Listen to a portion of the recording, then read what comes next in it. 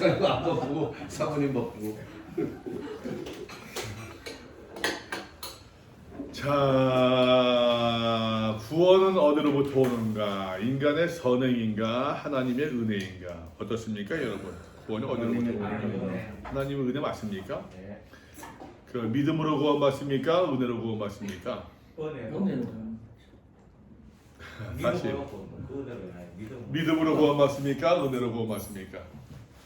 두 가지 다 포함돼요. 은혜로 은혜로 이루어진 인하여 믿음으로 받아들이는 거지. 구원받는다. 믿음도 은혜, 믿음도 은혜고. 예. 믿음도 그렇죠. 은혜가 우리 성경에서는 그 믿음으로 구원받는 것이 은혜를 통하여 네. 믿음으로 말미암아. 그러니까 그 믿음으로 구원받는다고 하는 믿음으로 구원받을 수 있는 그 자체가 은혜가 은혜라는 이야기죠. 우리가 이제 그 하나 언약이라고 하는 것을 우리가 구원의 개념으로 보지 않았었습니까? 그때 이제 몇 거였었죠? 그때 할 때도 얘기를 했었던 것 같은데 몇 거였었죠? 그 5코스에서 언약, 그 4코스에서 은혜를 먼저 얘기했던 것도 그 언약이 이루어질 수 있는, 언약이 언약될 수 있는 그 전제가 은혜라고 하는 것. 믿음으로 말미암아 구원받는 것이 맞아요. 믿음으로 구원받는 것인데 믿음으로 말미암아 구원받는다고 하는 것도 은혜가 있기 때문이다. 은혜를 통하여 이제 믿음으로 말미암아, 은혜를 통하여 믿음으로 말미암아 구원받습니다. 인간의 선행이 아니라. 근데 어찌 보게 되면 말입니다. 까딱하게 되면은 믿음으로 말미암아 믿음이 행위가 될 수 있다 없다? 될 수 있다. 맞아요? 있다. 예. 믿음이 행위가 될 수도 있어요. 자, 그러니까 믿음 자체를 행위로 보는 거죠. 예. 내가 믿었으니까 구원받는다. 예. 그러니까 자꾸만 믿음으로 하면서 이제 교회 안에서도 그 믿음으로 자꾸만 얘기하면서 말입니다. 그 믿음이 행위가 되어지는 어떤 그런 우가 있잖아요. 그런 이제 그림자가 있죠. 믿음이 없어가지고서 믿음으로 사람들을 평가하기도 하고, 믿음을 사람들이 평가하기도 하고 믿음에 하는데, 근데 이제 그런 것 같아요. 은혜는 그 믿음으로 말미암아 구원받는 것인데 믿음의 행위가 되지 않기 위해서는 저는 그렇게 얘기하고 싶어요. 제가 얘기하는 것이 믿음이 은혜를 잃으면 행위가 된다. 제 명제예요. 줄 거. 적으세요. 밑줄 쫙 별표 3개. 믿음이 은혜를 잃으면 행위가 돼요. 믿음이 잘못하게 되면 이 믿음이 행위가 되는 경우들 너무너무 많아요. 그래, 믿음이 행위로 잃어버리지 않는다. 믿음이 행위로 잃어버리지 않는다. 한다고 되면은 이 은혜를 간직한 믿음으로 은혜를 잃어버리지 않은 믿음을 내가 가지고 있습니다. 은혜를 잃어버리지 않은 믿음을 내가 가지고 있습니다. 은혜를 잃어버리지 않은 믿음의 사람이 다른 믿음에 연약한 사람들을 정죄할까요? 정죄하죠. 정죄한다고? 은혜를 잃어버린 믿음의 사람들이. 아니 다시. 깜짝이야. 은혜를 간직한, 은혜를 잃어버리지 않은, 은혜를 간직한 믿음의 사람이, 그럼 정죄하지 않죠. 은혜를 간직한 믿음의 사람이 그 믿음이 연약한 자를 정죄하겠냔 말이에요. 존재할 수가 없어. 나무라겠냔 말이에요. 존재할 수 없어. 정죄할 수가 없지요. 왜? 나도 은혜가 은혜로 아니라. 근데 은혜를 잃어버렸기 때문에, 은혜를 잃어버린 그 믿음의 사람이기 때문에, 그러니까 나는 바리새인과 똑같아요. 일주일에 이틀씩 금식한대요. 소득의 11조를 바친대요. 저 인간은 남의 것 탐하고, 그건 예수님의 이야기지 않습니까? 비유 아니에요. 예수의 말씀이고. 그 은혜를 잃어버린 믿음의 행위자를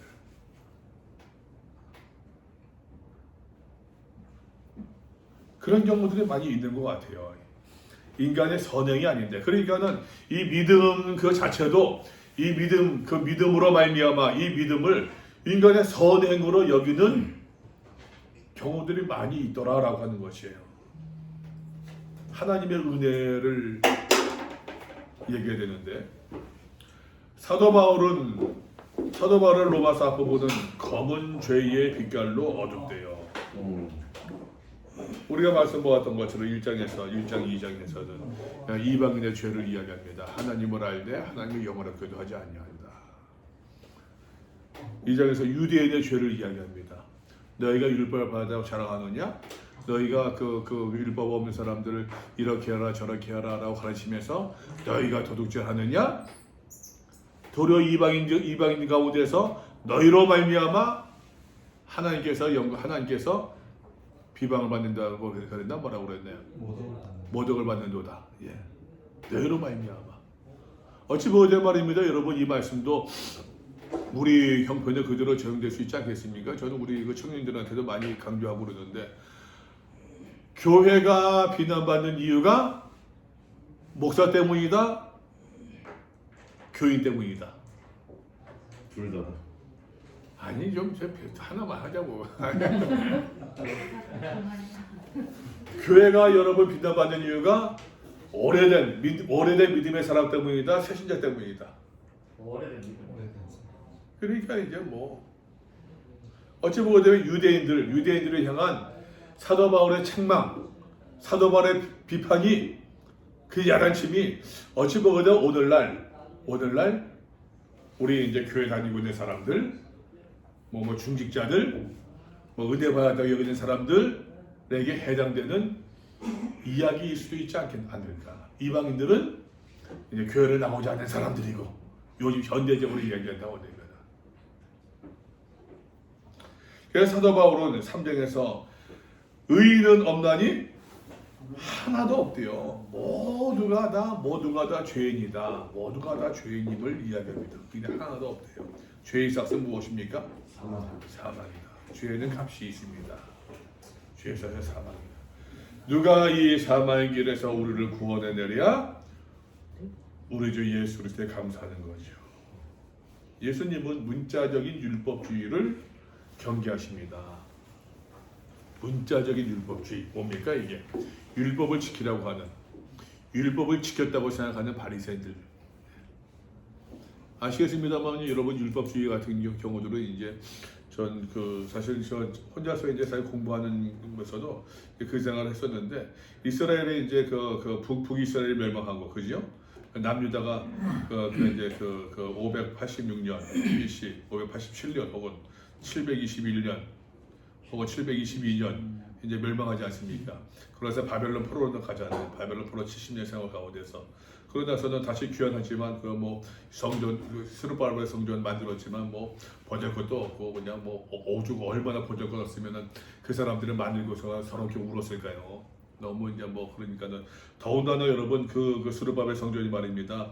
거기서 이제 여러 가지 많이 이제 생각 가질 수 있었던 것이, 바벨론에서의 화려함을 보았을 거 아니에요. 그죠? 네. 바벨론에서 넉넉함과 물질의 바사지하고 넘어가면서 그 화려함을 보았던 사람들이었기 때문에 더 비참했었을 것 같아요. 그러고 나서는 이제 다 이 사람들이 이제 예수님 당시까지 헬라 제국 해가지고서 다 이제 포로 하여튼 그 지배 가운데 있지 않습니까? 지배 가운데 있는데, 바벨론 포로 생활 70년 가운데서 이제 유대주의가 발판이에요.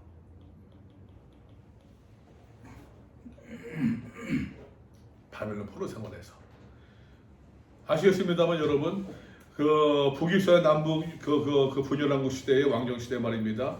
선지자들이 예언자들이 활동했습니다.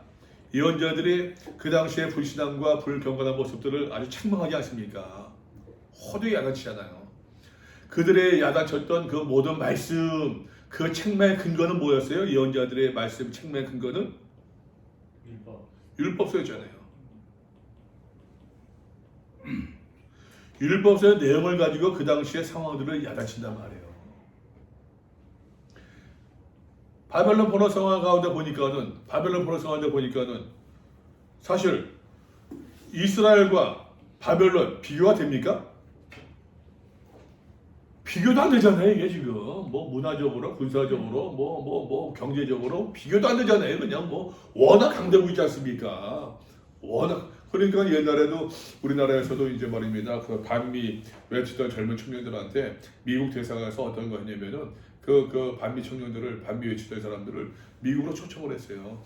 너희 그렇게만 반미 뭐 막 그러지 말고 와서 한번 봐. 와서 봐. 와서 좀 있어봐. 콜라도 좀 먹어보고 햄버거도 좀 먹어보고 와서 봐. 와서 봐. 그러고 나서는 얘들 달라지는 거예요. 그 미국이 이제 그 자신감 있는 거죠. 그게. 원하지. 근데 민족적인 신앙적인 자존감은 있고 자존심은 있거든. 그걸 굴복하고 싶지 않아. 굴복하고 싶지 않으니까 이 사람들은 뭘 보느냐? 예언자의 말씀을 다시 보는 거야. 왜 우리가 망했지? 주변을 안 보고 책만 보는 거야. 왜 우리가 망했지? 예언자의 말씀들. 이 예언자의 말씀들이 율법서? 우리가 그때 맞아. 이사야가 그렇게 얘기했었구나. 예레미야가 그렇게 맞아. 우리가 그거 모르고서 되게 막 뺨도 때리고 막 그랬었는데 그 사람 그 꼰대 말이 맞았구나. 잘못했구나. 그 예레미야의 말이 이사야의 말이 뭐에 근거했던 것이지?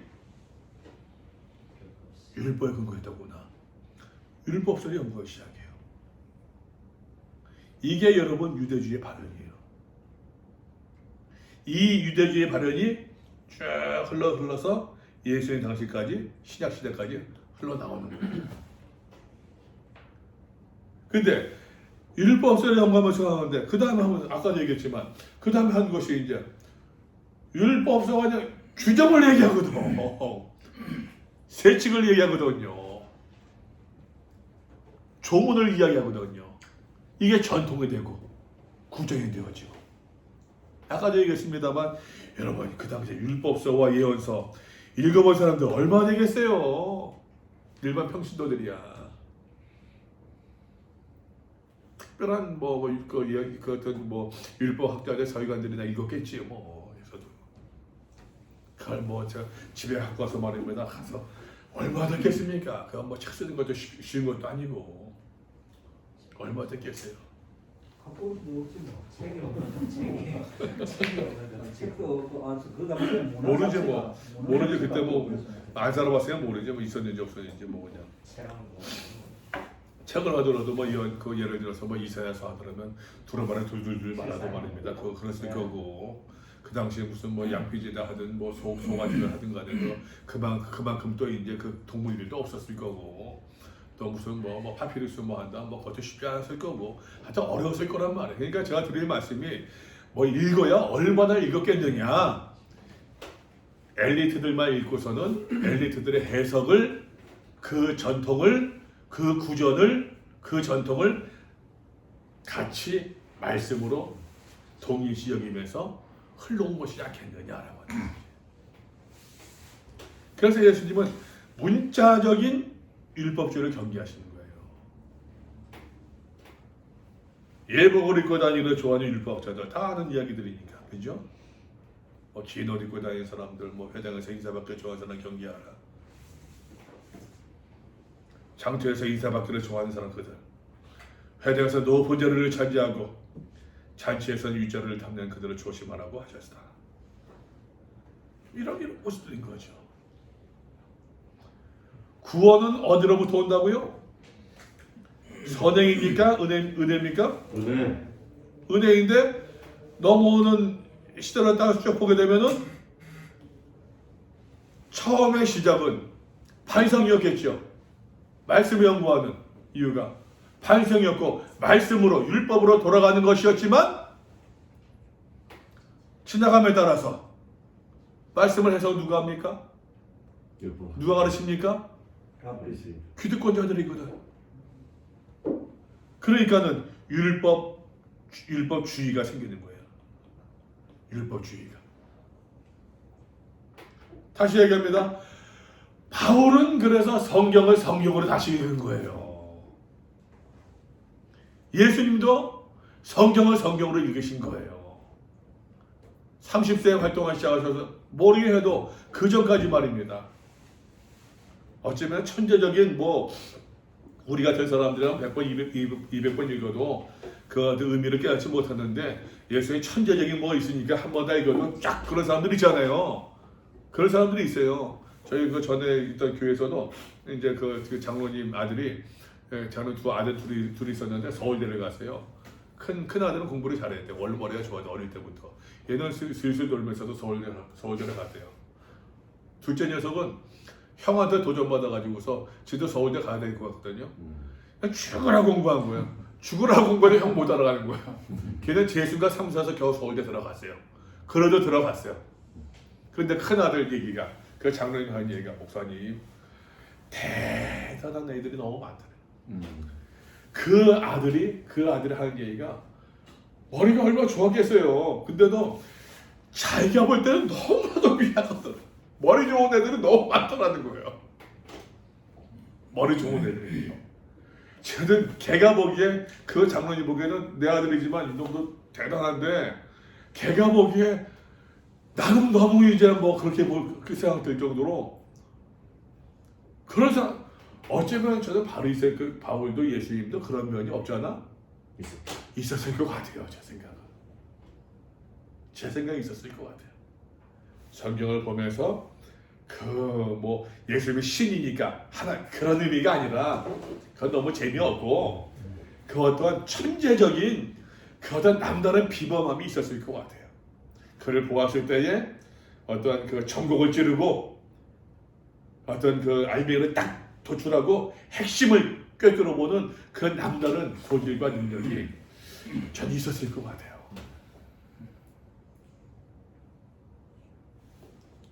그러니까 이런 얘기도 하셨지. 그러니까 거기다가 용기도 있고 내 생명까지 담보할 수 있는 그 깡도 있고. 되게 머리 좋은 사람들은 용기가 없는데 생각이 많으니까 생각이 빠르거든요. 머리 좋지. 뭐 그냥 뭐 깡도 있고. 깡도 있지. 또 그냥 보니까는 우리끼리 얘기입니다. 그냥 여자들 많이 따른 인기도 있지. 외모도 있었을 것 같아요. 인기도 있지. 깡도 있지. 그러니까 이제 이런 일들을 사람들을 뭐 하는 게 이게 뭐 사람들은 뭐 수천 명이 5천 명을 먹으셨다. 이게 여러분 5천을 먹으셨다고 되면은 그 무리들이 그건데 그냥 그게 보통 그거겠습니까? 그게 보통 그거겠어요. 단순히 그냥 우리가 하나님의 아들이었다. 그것만으로 살면 너무 재미없죠. 저는 요즘 그런 바울도 그렇고 그런 남다름이 있었을 것 같아요. 모세도 그렇고. 그러니까 서기관과 바리새인들이여 너희 위선자들에게 화가 미칠 것이다. 아주 그냥 뭐 강렬하지 않습니까? 너희가 소원들이다. 너희가 하늘나라에 살고 있구나. 사람들은 지옥의 자식으로 만들고 있다. 참. 겉은 깨끗하지만 속은 탐욕과 방종으로 가득하다. 회칠한 무덤 같다.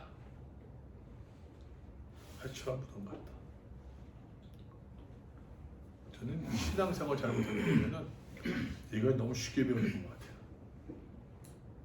위선.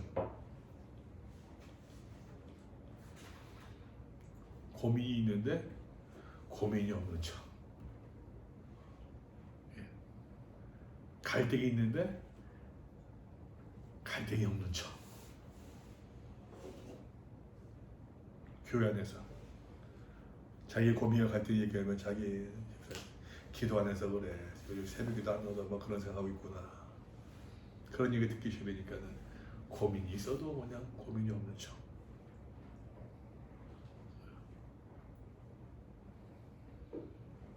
까딱하면은 어찌 보거든 여러분 이 사람들이 고민이 없었겠습니까? 한번 쉽게 생각해 보자고요. 이 사람들이 고민이 없었겠어요. 왜 없었다면은 난 둘 중에 하나로 생각해요. 하나는 정말 그냥 뭐 출중한 사람이던가,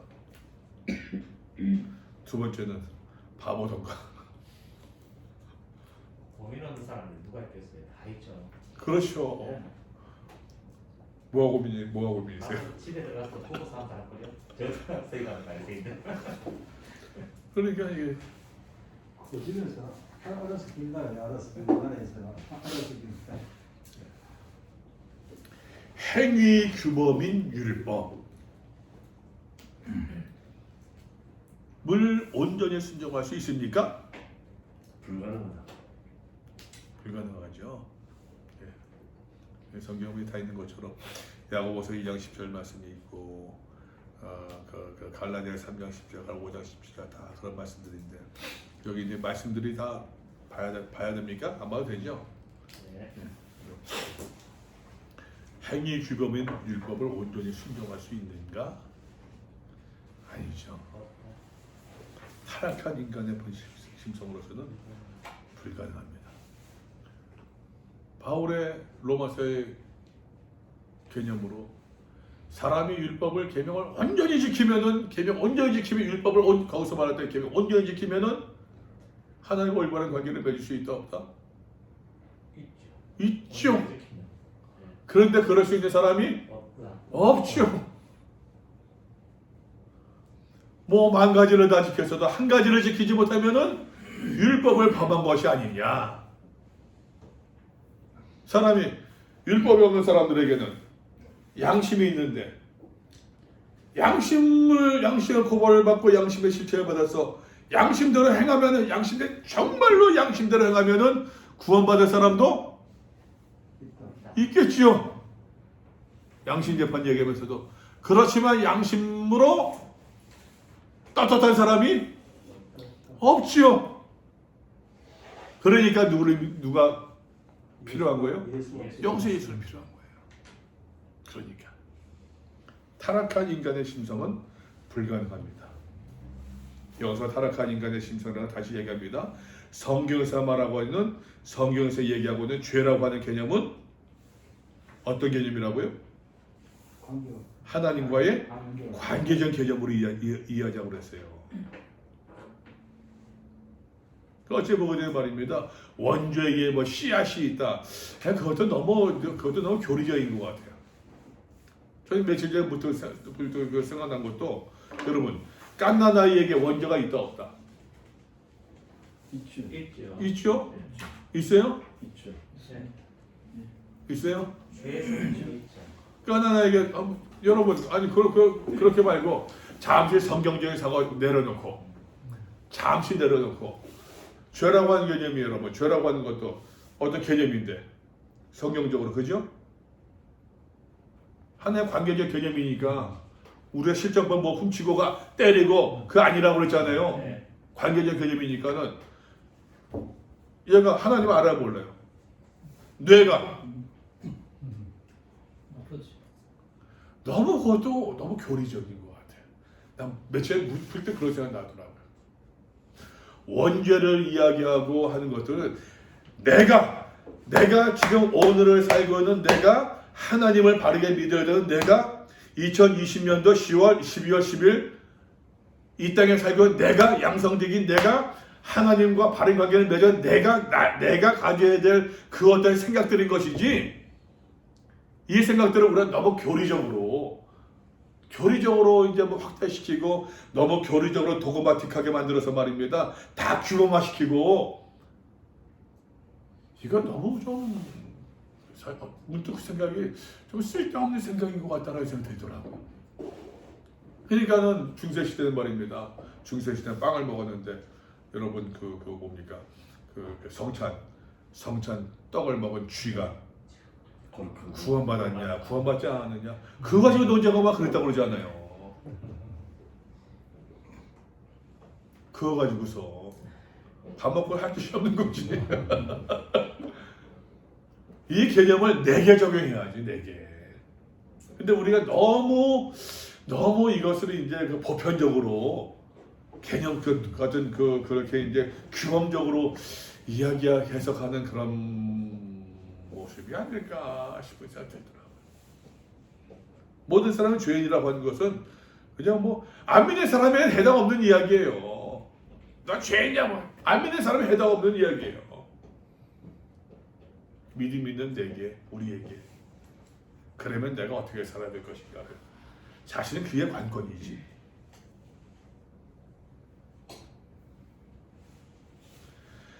예수님은 유대인들의 율법의 순수성을 훼손한 것을 율법의 순수성.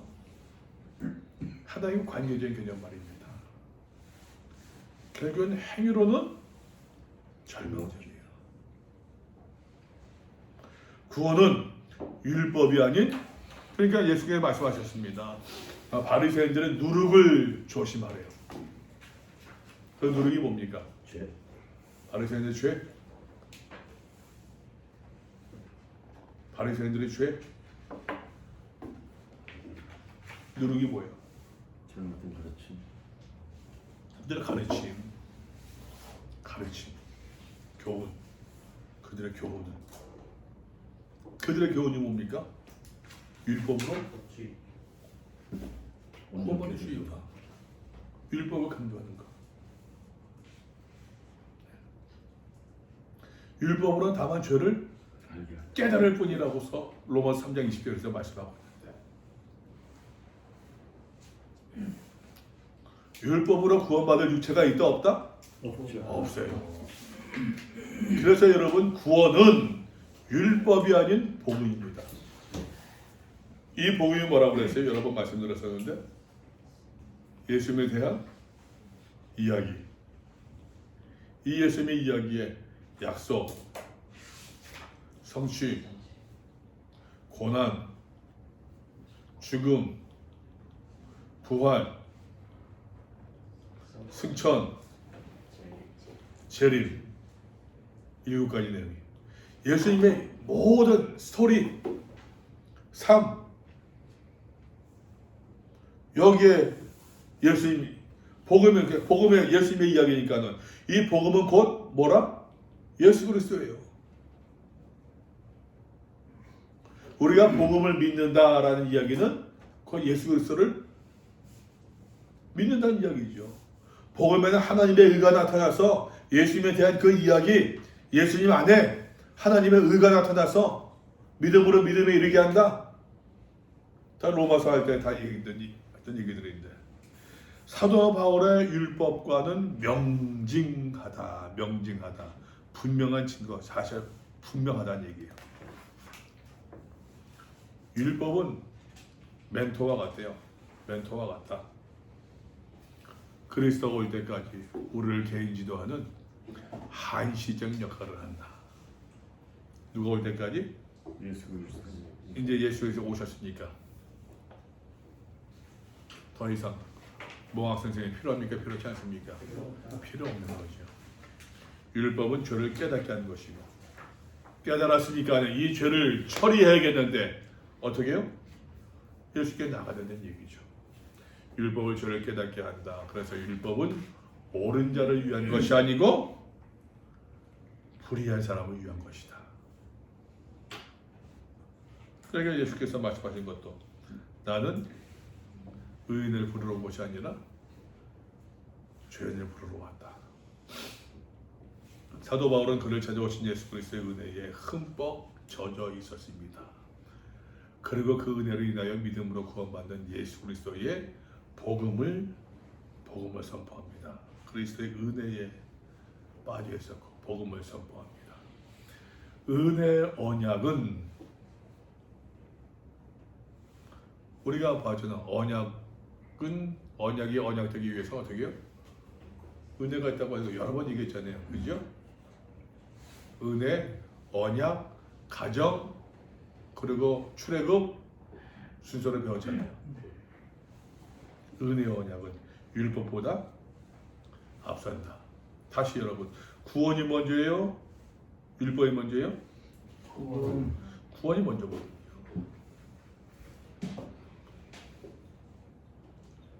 왜 예수 그리스도는 율법 아래 태어나셨는가? 모든 의를 완성하기 위함이다. 율법의 심판에서 승리하시기 위함이다. 이것이 이제 예수님께서 모든 죄를 대신해서 뭐 이제 그런 의미로 같이 이제 연결될 수 있겠죠.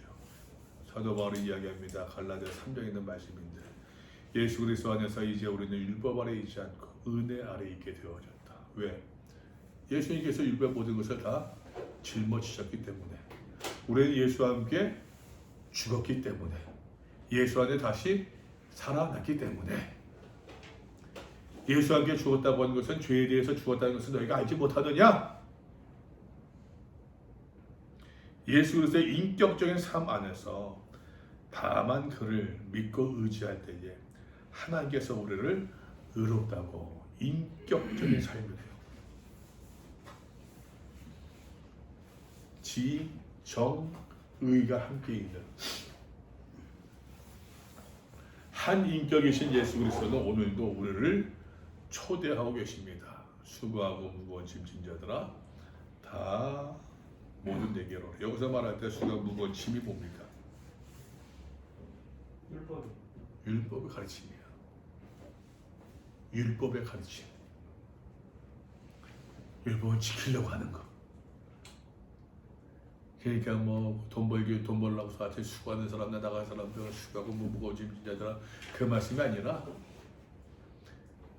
하나님께 나아가기 위해서 내가 뭘 지켜야 된다고 하는 거, 내가 뭘 행해야 된다고 하는 그런 생각 가득 찰 사람 그것이 아니라 그 짐 지는 것이 아니라 내가 너를 편히 주게 내게 와서 배워라. 내 멍에는 쉽고 내 짐은 가볍다. 왜? 은혜이기 때문에 믿음이기 때문에 이게 원래 이 말씀의 의미예요. 수고하고 무거운 짐진 자들아 라고 하는 것은 율법의 멍에를 이야기하고 있는 것이 그 계명의 짐, 전통의 구존의 짐들 어느 계명이 가장 큰 계명인가? 어느 계명이 가장 큰 계명인가? 예수님께서 한 유대 지도자로부터 도전을 받고 있습니다. 율법 교사가 예수께 묻습니다. 모든 율법 가운데서 가장 큰 것이 무엇입니까? 하나님께서는 뭐라고 하셨느냐? 예수께서 대답하십니다. 첫째는 한 분 주님이신 하나님을 사랑하는 것이다. 내 마음을 다하고 목숨을 다하고 내 뜻을 다하고 내 힘을 다하여 하나님을 사랑하라. 하나님을 사랑하는 것. 그리고 둘째는 그것을 내 몸과 같이 이웃을 사랑하라. 그 그림이 이제 요 그림이죠.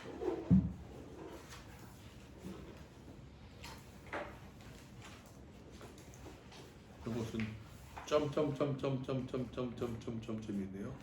애들이 이제 그 뭐죠? 색종이로 딱 접듯이 이게 뭐라고 하죠? 데칼코마니 맞나? 뭐 맞나요 그게? 저거같이 하는 거죠. 이게 좀 하나다. 어찌 보면 근데 보세요. 이것도 예수님의 독창적인 말씀만도 아니에요. 사실은 이미 율법에서도 굉장히 사회법에 대해서 많이 얘기하고 있잖아요. 공동체에 대해서 굉장히 많이 얘기하고 있잖아요. 아주 그냥 뭐 하나 싶을 정도로 그냥 뭐 굉장히 강하게 이야기하고 있지 않습니까? 그것이 이제 서로 사랑하라라고 하는 것. 서로 사랑하여라. 예수께서 십자가를 지신 시간이 가까웠습니다. 마지막 6월절 제자들에게 말씀하십니다. 그러니까 이것을 이제 요한복음 13장 쭉 나오고는 그 말씀들에서는 이제 뭡니까? 예수께서 마지막 이제 만찬 때 주신 거 아니에요? 목요일날 밤에, 그죠? 목요일 밤 맞죠? 네. 목요일 밤 마치고서 그날 밤에 13장, 14, 15, 16, 17 쭉 넘어가서 이제 그래서 그날 밤에 잡히시는 거예요. 그러니까는 어쩌면은 이 말씀은 예수님께서 굉장히 뭐라고 할까 아주 그냥 전 굉장히 유중하게 무게 있게 근엄하게 간곡하게 부탁하신 말씀이라고 보는 게 맞을 것 같아요.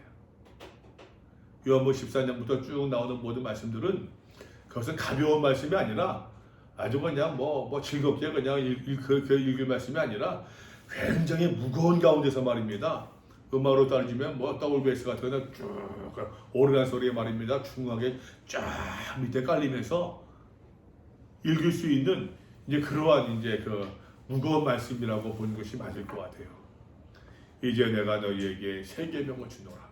서로 사랑하여라.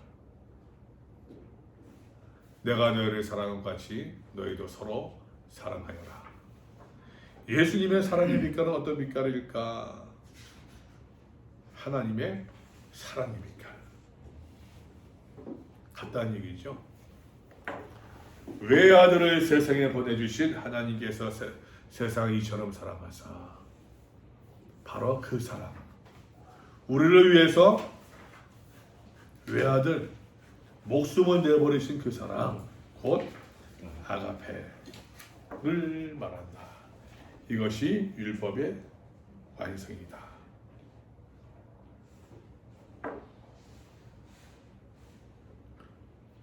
제가 좀 달리도 좀 이야기하고 싶은데, 이 사랑이라고 하는 것을 우리가 전통적으로 가지고 있는 어떤 사랑의 개념, 사실은 다 다르잖아요. 우리가 여기 앉아있는 사람마다 전부 다 사랑의 빛깔이 다르고 사랑의 개념이 다르고 다르지 않겠습니까? 그 사랑이 나는 이와 그래서 사랑했다라고 하는데, 아내와도 말입니다. 나는 했다고 하는데 이제 만족하지 못하고서 이제 무슨 할 수 있는 것처럼 나는 순종했다고 생각하는데, 나는 말 잘 들었다고 생각하는데, 이제 예를 들면은 그런 차이가 갭이 있는 것처럼 어떤 사랑의 개념들도 많이 다를 수 있지 않을까 생각하는데, 근데 그러한 의미에서 어떠한 그 세상에서 일반적으로 이야기하고는 그 사랑은 아닌 것 같아요. 그러니까는 그 믿는 사람들이, 우리 교회 다니는 사람들 컴플렉스가 있잖아요. 사랑에 대한 컴플렉스가 있거든요. 사랑 말하면 다 할 말이 없어요. 사랑할 말하면 그냥 내가 돈 꿔줬는데 돈 꿔갔는데 김 목사한테 돈 꿔갔어요. 20만 원을. 갚을 생각 또 언제냐고 그러네. 이거 봐. 이러면 말도 못하고 말이야 그냥. 이거 사랑으로 넘어가야 됩니까? 달라해야지. 달라고 그래야죠. 근데 믿는 사람이 목사님 그러면 대화하면 또 이런 사람 말고, 이런 사람들 말고, 우리가 일반적으로 가지고 있는 보편적인 그런 사람들 말고, 저는 어쩌면 성경이 말하고 있는 사랑은, 저는 전에도 말씀드린 것 같은데, 우리가 이제 그 바울의 이론에 따라서 칭의와 성화와 영화를 이야기할 때에, 저는 저 성화의 삶을 살아가는 것, 성화의 삶을 살아가는 것, 이것이 이제 그 모습이 아닐까 싶어 생각해요.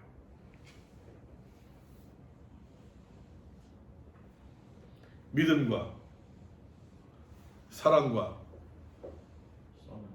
소망, 이 세 가지는 항상 있을 것인데, 그 중에 제일은 뭐라고요?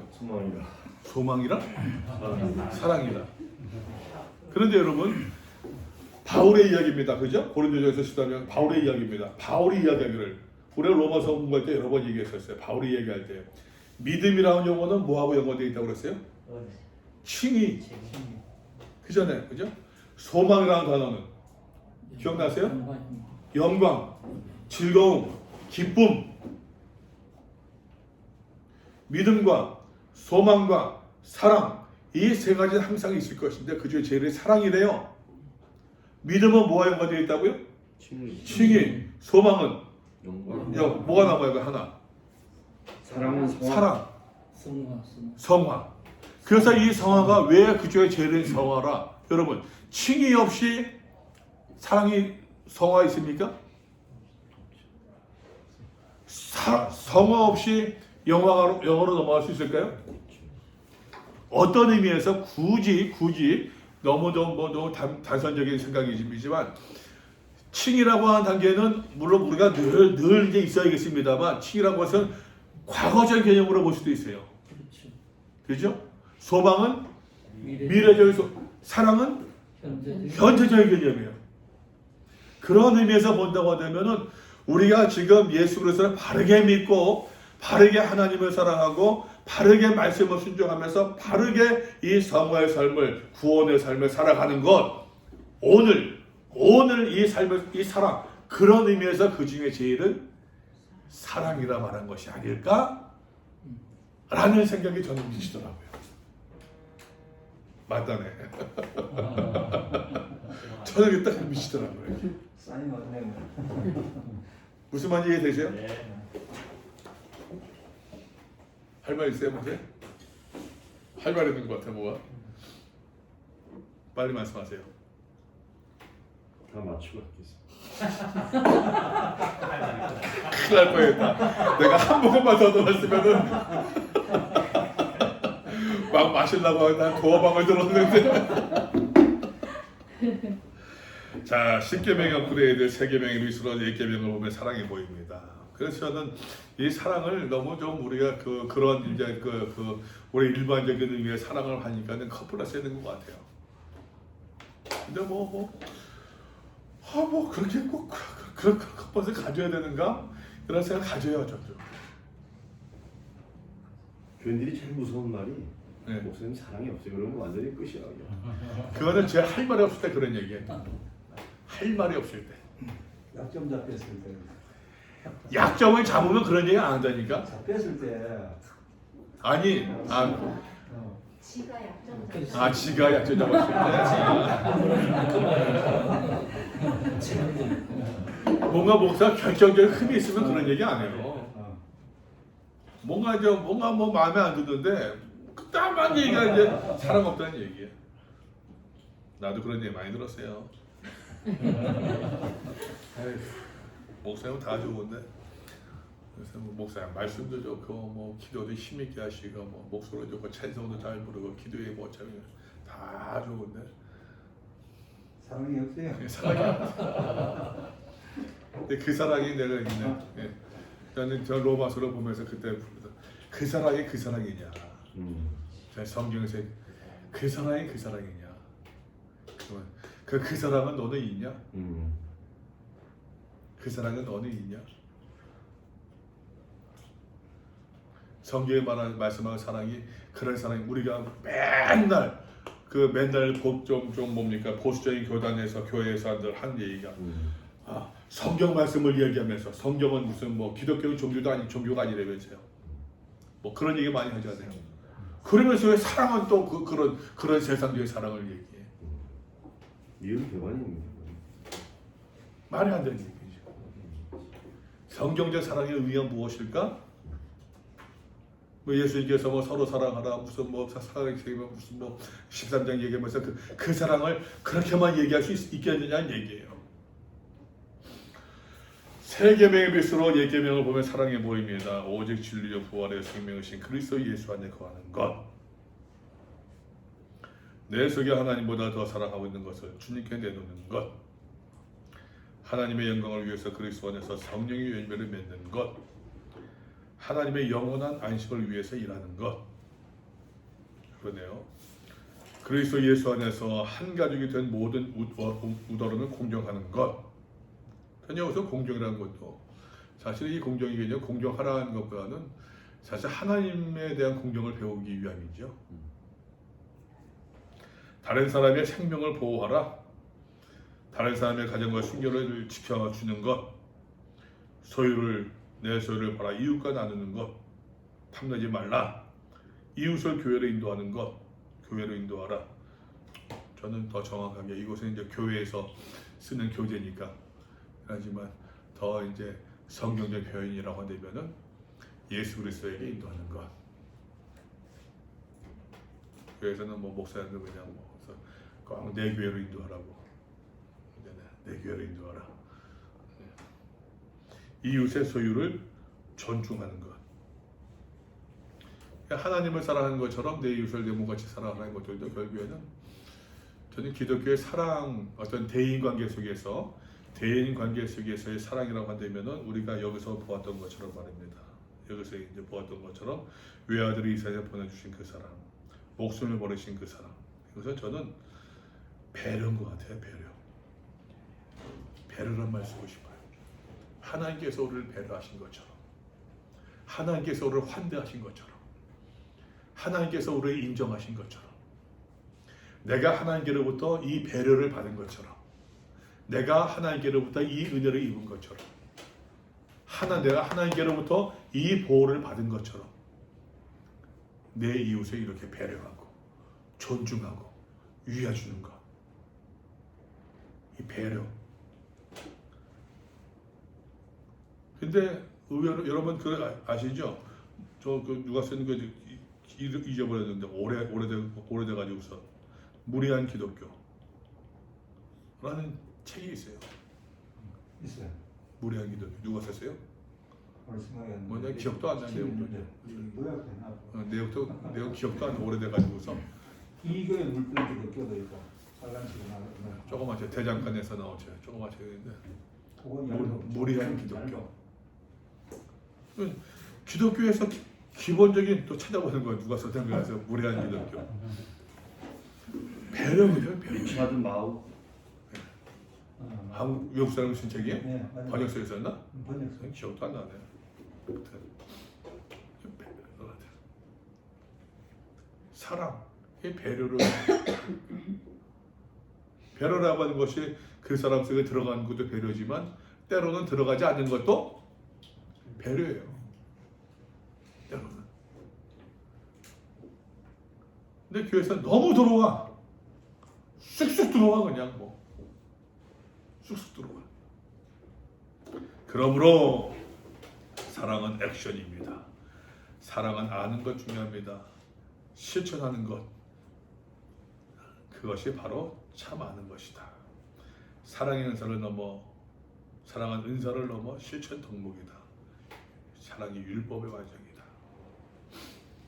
우리는 예수 그리스도에게서 이 세계명을 받았습니다. 예수 그리스도께서 우리를 사랑하신 것 같이 그를 본받아 우리도 형제자매를 위하여 목숨을 버리기까지 사랑하는 사랑의 승리자가 되자. 왠지 이야기가 또 이제 일반 교회에서 많이 쓰는 그러한 이야기들로 싹 이제 마무리가 되네요. 뭐 딱히 마음에 들지 않지만 그러나 어쨌든 간에 저는 이걸 전하면서 나누면서 내가 하고 싶은 그런 생각들은 충분히 좀 전한 것 같은데 모르겠습니다. 전해졌는지. 하고 싶은 얘기 말씀하세요. 저기 사랑은 은사를